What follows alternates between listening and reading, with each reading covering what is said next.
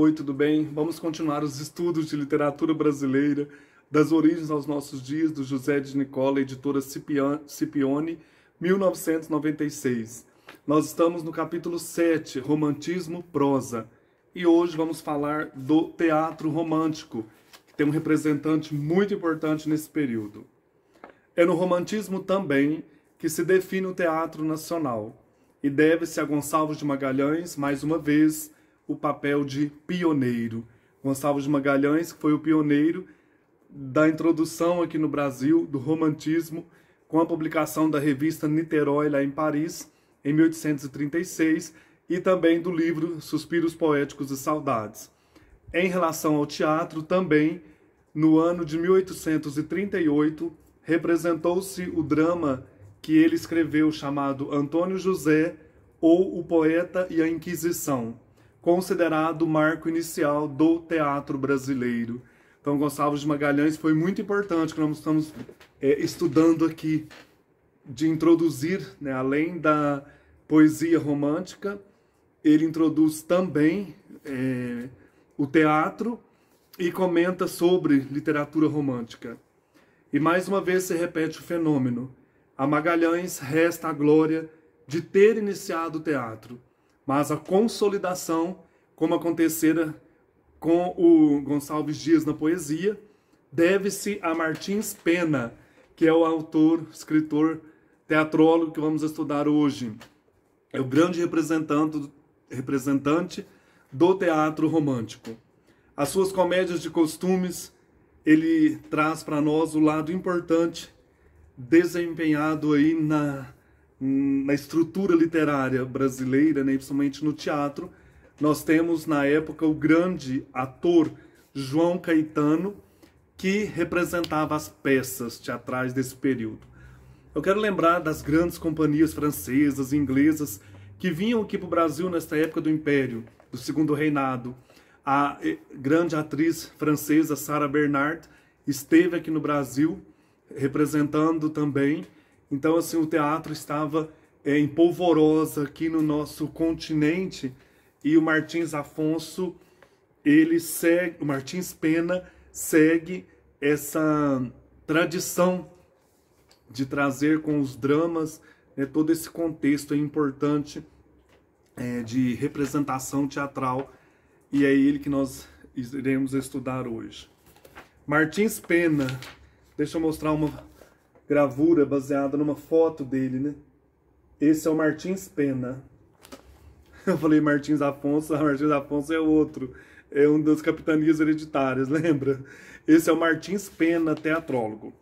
Luiz Carlos Martins Pena nasceu no Rio de Janeiro em 1815 e morre em Lisboa.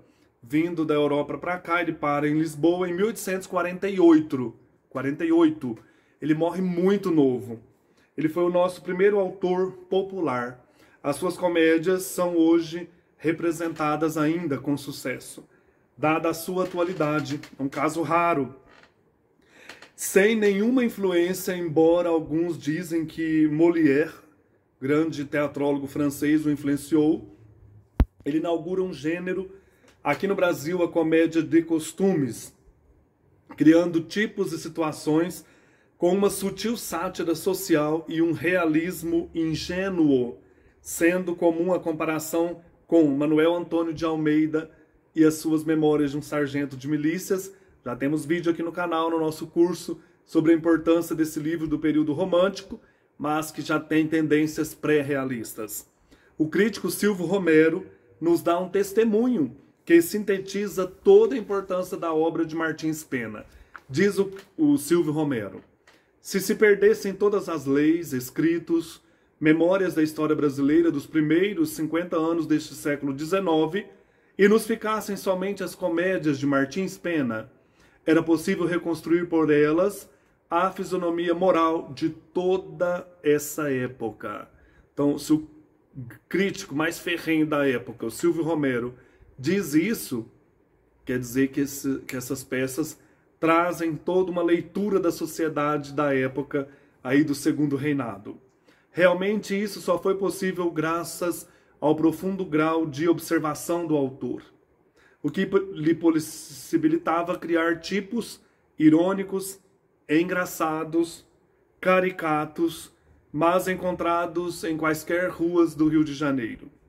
São moças casadoiras e velhas solteironas, jovens elegantes e velhos abusados, o contrabandista de escravos e os espertos estrangeiros, a família e os comerciantes inescrupulosos, enfim, todos os tipos que povoam as peças desse gênero. O advento da era das máquinas e o capital estrangeiro não passaram despercebidos por Martins Pena. E aqui eu quero mostrar então o livro que eu tenho aqui dele para ilustrar a importância e o fundamento, né, deste teatro aí do Martins Pena na nossa literatura. Então eu tenho essa edição da Martim Claret, que traz 3 peças do Martins Pena. O Juiz de Paz na Roça, Quem Casa Quer Casa e a famosa peça mais conhecida, O Noviço. Essa edição aqui é de 2014. Aqui a estudiosa Vilma Areias tem um texto muito interessante sobre a vida e a obra do Martins Pena. Ele é o fundador, então, da comédia de costumes no Brasil. Caracteriza-se pioneiramente com o humor, as desventuras da sociedade brasileira. Então aqui nós temos a primeira peça, né, representada nesse livro, ou escrita aqui nesse livro, publicada, O Juiz de Paz na Roça. Essa peça é de 1838. Ela faz uma sátira em torno dos tipos e situações de uma pequena cidade. Então, quais são os personagens? Aqui nós temos... essa comédia é em um ato. Juiz de Paz na Roça, comédia em um ato. Aqui nós temos, então, o Juiz de Paz, o escrivão do Juiz de Paz, o Manuel João, que é um lavrador da Guarda Nacional, a Maria Rosa, sua mulher, a Aninha, sua filha, e o José da Fonseca, que é o amante da Aninha. Temos os lavradores e depois outros personagens. O Inácio José, o José da Silva, Francisco Antônio, Manuel André, Sampaio, Tomás, Josefa Joaquina, Gregório e Negros. A cena é na roça. Então é interessante aqui você observar todos esses tipos irônicos, esses tipos caricatos aí do contexto da sociedade da época. Em um único ato, eu vou ler para vocês a cena 1 desta peça, O Juiz de Paz na Roça, de 1838. Cena 1. Sala com uma porta no fundo. No meio, uma mesa, junto à qual estarão cosendo Maria Rosa e Aninha, costurando, né? Maria Rosa, teu pai hoje tarda muito. Aninha, ele disse que tinha hoje muito que fazer. Maria Rosa, pobre homem, mata-se com tanto trabalho, é quase meio-dia, ainda não voltou. Desde as 4 horas da manhã que saiu, está só com uma xícara de café. Aninha, está só com uma xícara de café. Aninha, meu pai, quando principia um trabalho, não gosta de o largar. E minha mãe bem sabe que ele tem só a Agostinho. Maria Rosa, é verdade, os meias caras, que era o escravo importado por contrabando, aqui é uma nota, né? Os meias caras agora estão tão caros. Quando havia valongo, eram mais baratos. Aqui nas peças do Martins Pena, diz que é muito interessante de observar a questão dos diálogos e acompanhado com os gestos. Porque aí ganha vida mesmo na representação, né? Você assistir a peça. Aí você vai ver a importância desse teatro. Aninha. Meu pai disse que quando desmanchar o mandiocal grande, há de comprar uma negrinha para mim. Uma escrava, né? Então, contexto escravocrata. Maria Rosa também já me disse. Aninha, minha mãe já preparou a jacuba para meu pai? A jacuba é uma bebida ou pirão preparado com água, farinha de mandioca e cachaça. Maria Rosa, é verdade, de que me ia esquecendo? Vai aí fora e traz 2 limões. Aninha sai. Aí a Maria Rosa continua. Se o Manuel João viesse e não achasse a jacuba pronta, tínhamos campanha velha. Do que me tinha esquecido. Entra Aninha. Aninha, aqui estão os limões. Maria Rosa, fica tomando conta aqui enquanto eu vou lá dentro. Sai. Aninha só em cena. Minha mãe já se ia demorando muito. Pensava que já não poderia falar com o senhor José, que está esperando-me debaixo dos cafezeiros. Mas como minha mãe está lá dentro e meu pai não entra nesta meia hora, posso fazê-lo entrar aqui. Chega à porta e acena com o lenço. Ele aí vem. Vamos terminar a cena 1, né? Quem que será esse José, né? Então é só para você sentir o gostinho dessa vivacidade do teatro de Martins Pena. A segunda peça que está aqui, Quem Casa Quer Casa, é de 1845. É uma peça de fino humor que retrata uma mãe que apela para que seus filhos tenham suas próprias casas com seus cônjuges, os quais a tiram do sério. Então aqui, Quem Casa Quer Casa, escrito embaixo, provérbio em um ato. Gente, o Cisco tá hoje terrível, andando por todo quanto é lado aqui. Personagens: Nicolau, marido de Fabiana, mãe de Olaia e Sabino, Anselmo, pai de Eduardo e irmão de Paulina, 2 meninos e um homem. A cena passa-se no Rio de Janeiro no ano de 1845. Único ato também, vou ler a cena 1. Sala com uma porta no fundo, 2 à direita e 2 à esquerda. Uma mesa com o que é necessário para escrever-se, cadeiras, etc. Cena 1. Paulina e Fabiana. Paulina junto à porta da esquerda e Fabiana no meio da sala mostram-se enfurecidas. Paulina batendo o pé. Hei de mandar. Fabiana no mesmo. Não há de mandar. Paulina no mesmo. Hei de mandar. Fabiana, não há de e não há de mandar. Paulina, eu lhe mostrarei. Sai. Fabiana. Ai, que estalo. Isto assim não vai longe. 2 senhoras a mandarem uma casa ao inferno. 2 senhoras? A senhora aqui sou eu. Esta casa é de meu marido e ela deve obedecer-me, porque é minha nora. Quer também dar ordens? Isso veremos.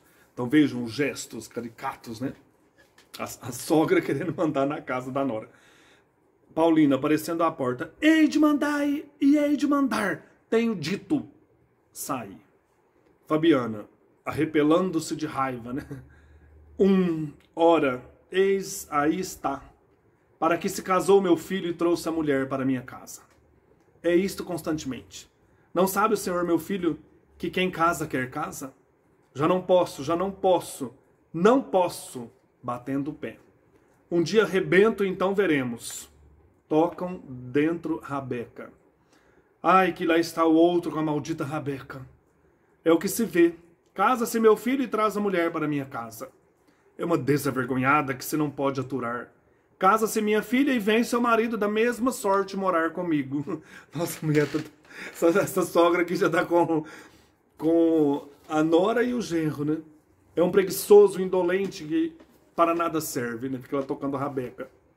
Serve, depois que ouviu no teatro tocar Rabeca, deu-lhe a mania para ir e leva todo santo dia. Vum, vum, vum. Vim, já tenho a alma esfalfada. Gritando para a direita. Homem, não deixarás essa maldita sanfona? Nada. Chamando. Olaia, gritando. Olaia. Então vocês observem tudo isso, né? Essas movimentações, essas coisas engraçadas, né? A sogra bufando de raiva. Também leva o genro e a nora para morar junto, né? Então o teatro de Martins Pena traz tudo isso para nós. E a última peça que está aqui nesse livreto, de 1845, é O Noviço. Uma das peças mais célebres do autor e da época, em que narra o oportunismo de Ambrósio e as peripécias de Carlos para salvar a família das garras do aproveitador. Então nós temos O Noviço, comédia em 3 atos. Essa aqui não é só um ato, né? São 3. Personagens: Ambrósio, Florença, sua mulher, Emília, sua filha, Juca, 9 anos, Dito, Carlos, noviço da Ordem de São Bento, Rosa, provinciana, primeira mulher de Ambrósio, Mestre, padre mestre dos noviços, Jorge, José, criado, um meirinho que fala, 2 ditos que não falam, soldados de permanentes, etc, etc. A cena passa-se no Rio de Janeiro. Primeiro ato, cena 1.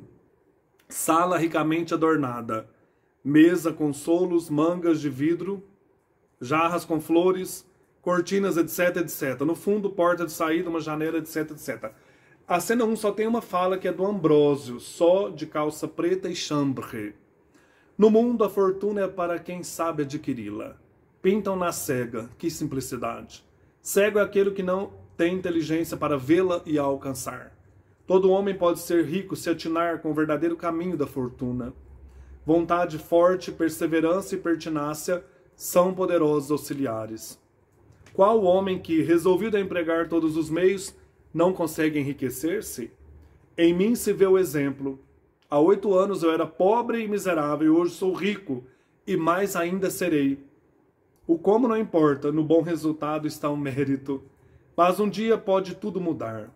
Ó, que temo eu, se em algum tempo tiver de responder pelos meus atos, o ouro justificar-me-á e serei limpo de culpa. As leis criminais fizeram-se para os pobres. Então você já percebe aqui, né, a artimanha desse homem. Gente, é muito legal. As peças de Martins Pena nos transmitem para o início da dramaturgia brasileira. E nos encantam com sua riqueza, uma leitura essencial. Coisa que a gente não vê muito nas escolas, né? Falar do Martins Pena. Vamos descobri-lo. Aqui então nós temos um prefácio muito interessante que eu gostaria de trazer alguns pontos para enriquecer o nosso estudo de literatura brasileira. A farsa crítica de Martins Pena. A estudiosa aqui é Vilma Areias, titular de literatura brasileira pelo Unicamp, é autora de Tapera de Santa Cruz.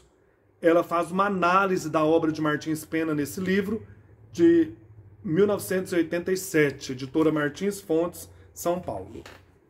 Luiz Carlos Martins Pena nasceu no Rio de Janeiro em 1815 e morreu em 1848 em Lisboa, a caminho do Brasil. Ele retornava de Londres, onde desempenhou funções diplomáticas.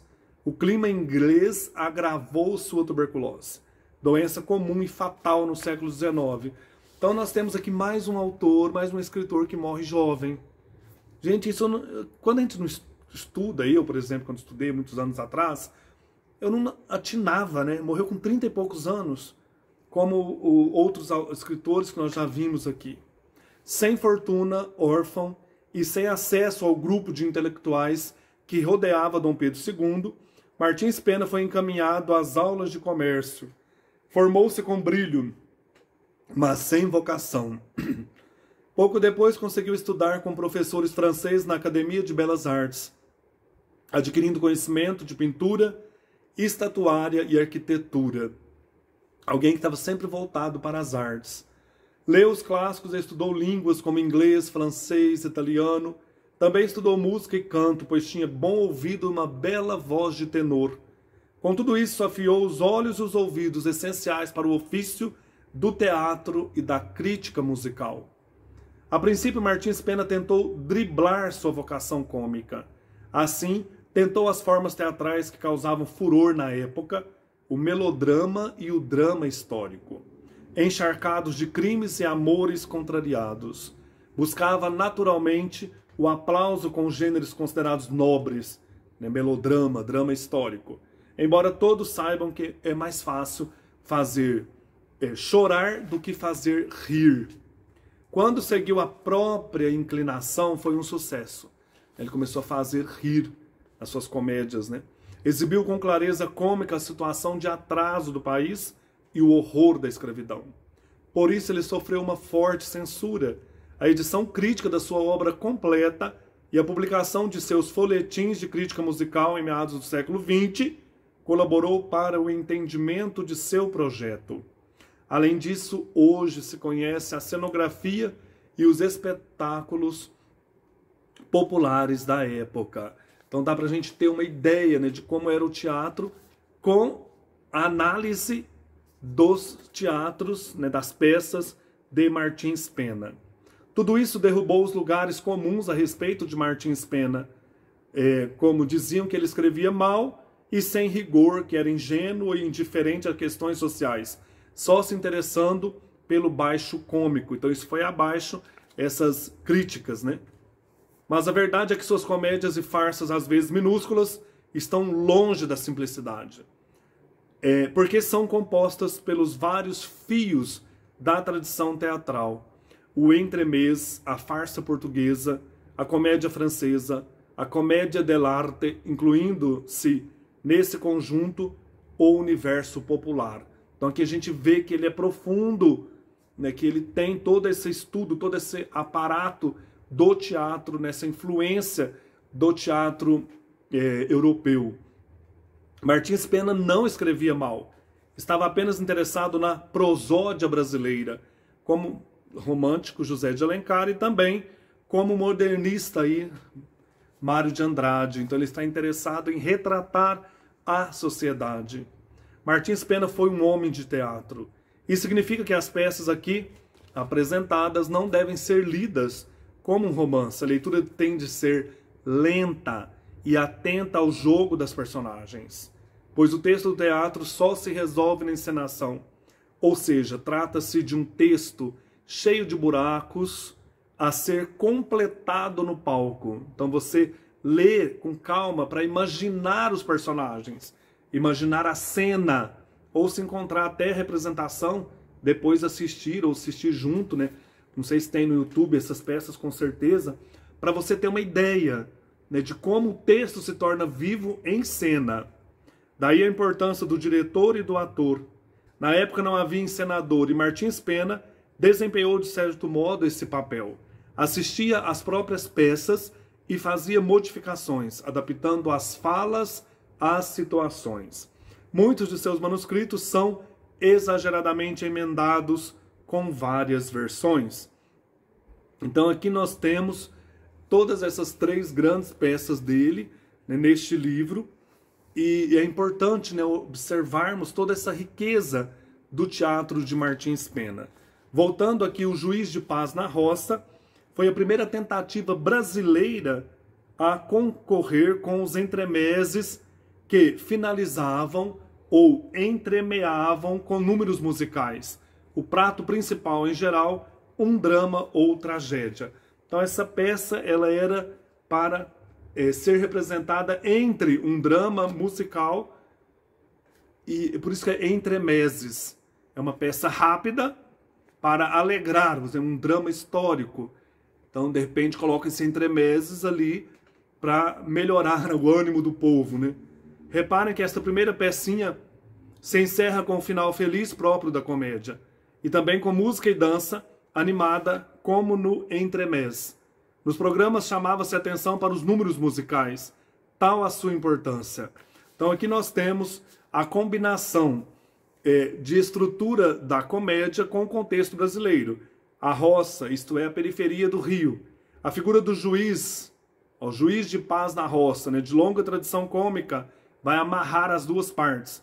É fácil perceber que Pena estava ainda treinando a mão. A trama é simples demais e ao mesmo tempo indecisa. Por exemplo, o juiz é o herói da peça, ocupando a mais longa das cenas, embora represente o atraso e a inadequação dos roceiros diante da lei. Seus julgamentos constituem o ponto alto do cômico.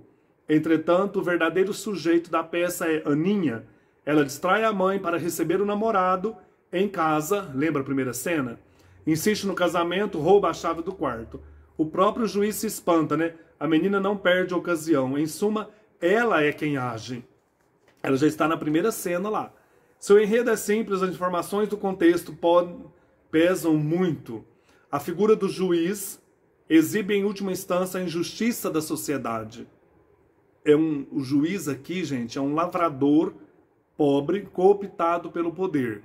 Essa é uma tradição que vem do Império Romano e chega pelo menos até Brecht, com o Círculo de Juiz Caucasiano, que é uma peça de Bertolt Brecht, de 1944. Observamos também arbítrio, violência e opressão em todas as instâncias sociais presentes ou aludidas. Os lavradores pobres, escravos, submetidos ou revoltosos, aparelhos do Estado, aparelho repressor, os latifundiários, a igreja, tudo isso aparece nessa primeira peça. Então a violência é caracterizada aqui pela presença da cadeia, com notável insistência em todas as cenas.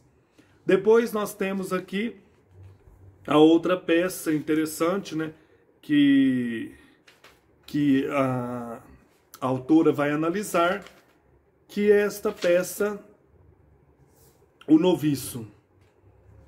mas eu vou falar primeiro aqui de quem casa quer casa, antes do noviço. A peça Quem Casa Quer Casa, aqui diz talvez seja mais funcional de Martins Pena, mas sempre foi criticada pelo excesso de caricatura. Lembra lá a sogra morando com a nora e o genro. Talvez seja porque o jogo dos personagens é muito rápido, uns se refletindo nos outros, um movimento binário de gangorra, como a mulher lá falando do vum-vum do acordeon ou da sanfona, né? Descrevendo o som da rabeca. Mas que também pode se estender à própria peça, esse vum-vum, abrir e fechar. Os personagens se arrumam em duplas espelhadas. Nicolau e Fabiana com seus 2 filhos, Olaia e Sabino, que se casam com 2 irmãos, Eduardo e Paulina, filhos de Anselmo. De sobra um casal de crianças vestidas de anjinhos. Pertencendo todos a 2 famílias, tudo se relaciona estreitamente. O compasso binário é sublinhado por bater de pés, lembra lá? Batendo os pés e falando, né? E por trechos cantados a pretexto da gagueira de um dos personagens. A peça possui perfeita unidade de ação e um só enredo, ao contrário da maioria das peças do autor, como o Noviço, que tem 3 atos. Aqui, então, nós não temos um ajustamento à trama, né? Ou melhor, aqui existe um ajustamento, tudo é funcional nessa peça, né? Tudo funciona, mas é muito rápido. E aí fala dos viajantes que andavam, os violinistas andavam pelo país, né, cantando. Então, os gorjeios dos pássaros, os relinchos de animais, tudo isso aqui é arte, né? Esse cantar nessa peça é muito forte. Quem casa quer casa, né? Peça simples e tem um gago também cantando, e a gesticulação operística seria também uma antecipação do desejo do Martins Pena de criar uma retórica cômica, né? Então aqui, ó, não podemos também esquecer o desejo confessado várias vezes por Martins Pena em suas crônicas musicais, escrever a ópera cômica nacional. Então essa aqui seria uma tentativa, né, de escrever uma ópera cômica, que ele tinha vontade de fazer isso. Talvez nessa peça a gente tenha esse desejo realizado, mas ele morre antes, morre muito cedo, né? E por fim, a peça O Noviço, que é uma peça, uma das mais importantes dele. Aqui nós temos ele já no auge, né, da sua, do seu gênio, nessa peça de 1845, mostrando que ele é o dono do teatro, vamos dizer assim, né, da técnica teatral. Aqui a trama vai combinar comédia clássica reduplicada com melodrama, ambos unidos pelo fio farsesco, mas a peça é clara e concentrada. Tudo se passando em 2 interiores de uma casa, sala e quarto. Outros espaços, rua, convento, teatro, o Nordeste, são apenas referidos nas falas do personagem. Aqui o herói e sujeito são um só, Carlos, o noviço rebelde do título, que ocupa 25 das 44 cenas, e é ele quem faz a trama se desenrolar, enfrentando Ambrósio, vilão melodramático. No final, o rapaz consegue a noiva pretendida, né? O noviço, então, escapole do convento, da ideia de ir para o convento, né? Na peça, Pena utilizou todo o conhecimento teatral acumulado até então. A progressão e preparação das cenas, confronto e apresentação de personagens. A comédia se concentra inteiramente no jogo cênico, no movimento dos personagens. A mola da ação é o dinheiro, desejado pelo vilão Ambrósio, versus o amor que Carlos defende. Lembra lá a primeira fala do Ambrósio, falando da importância de conseguir dinheiro, fortuna, né, enriquecer? Então nós temos tudo isso aqui, né? E o Carlos fala do amor. É bom notar que o desmoronar das aparências, na comédia, é em geral o desmascaramento de uma única personagem numa cena culminante no último ato. Na farsa, o desmascaramento ocorre continuamente. Tudo que é quebradiço deve ser espatifado. O cenário em O Noviço é totalmente funcional e os objetos são sempre utilizados. A cama, em cima e embaixo, o castiçal que caindo gera a escuridão necessária ao desenrolar da cena, cadeiras, armário, portas de entrada e de saída, janela de onde se vê o que se passa na rua. Interessantíssimo demais. O à vontade do autor faz com que o noviço seja uma metapeça, isto é, uma peça que comenta a si própria. No ato 2, cena 5, a peça é definida como mascarada, com os atores ensaiando uma comédia para sábado de aleluia. Lembra lá o Shakespeare? Dentro do Hamlet tem uma peça comentando aí o assassinato que Cláudio faz do seu irmão. Lembra disso? Então é interessante aqui, uma peça também ensaiada dentro da peça. Também Ambrósio é desde o primeiro ato um vilão cômico, colocando pelo avesso as construções do melodrama, mostrando comicamente como elas são feitas. Muito legal. O Noviço também é a única comédia original em 3 atos que nos chegou inteira. Décio de Almeida Prado é de opinião que Martins Pena conservou nesta peça de 3 atos o ritmo e a velocidade das peças em um ato, apenas multiplicando por 3 os episódios. Que legal. O Noviço foi um extraordinário sucesso, tendo 5 edições só no século XIX. Sucesso também de representação com muitas versões e no século XX foi levada em série na TV. Aqui também nós temos um glossário com termos teatrais para ajudar, né, quem talvez não conheça. Temos um guia de leitura muito interessante aqui no final, escrito por Cristina Garofalo Porini, O Romantismo de Martins Pena. Essa Cristina Garofalo Porini, ela é graduada em letras pela Universidade de São Paulo. Aqui ela vai falar também do Rio de Janeiro efervescente do período, né? Como que o romantismo chegou ao Brasil, vinculado à ideia de validar, reconhecer tipicamente o que era local. E isso aparece, então, neste texto aqui, né, e nas obras, principalmente aqui do Martins Pena. Temos mais alguma coisa sobre Martins Pena aqui e um questionário para ajudar, né, os estudantes e questões de vestibular. Então, isso tudo está me fazendo olhar com outros olhos para a obra para as edições do Martim Claret, que eu tinha um preconceito com essas edições, mas eu usei muito isso aqui para ler, né, outros livros antigamente. Agora estão vindo bem recheados de coisas interessantes. Textos integrais, textos para ajudar, questões. Então tem muita coisa legal aqui. Para lembrar, então, gente, o Martins Pena, Luiz Carlos Martins Pena, ele morreu muito cedo, né? Ele deixou mais de 30 peças escritas, morreu com 33 anos, deixou um legado que será eterno.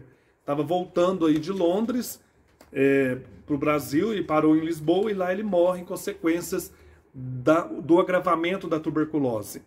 Então aqui, olha, no romantismo, nós temos na produção teatral o nome de Martins Pena, e essas 3 peças se destacam, merecem ser lidas. Juiz de Paz na Roça, Quem Casa Quer Casa e O Noviço. No próximo vídeo nós vamos continuar o nosso curso de literatura brasileira com José de Nicola, entrando já no capítulo 8. Vamos começar a estudar o realismo e o naturalismo. Um abraço.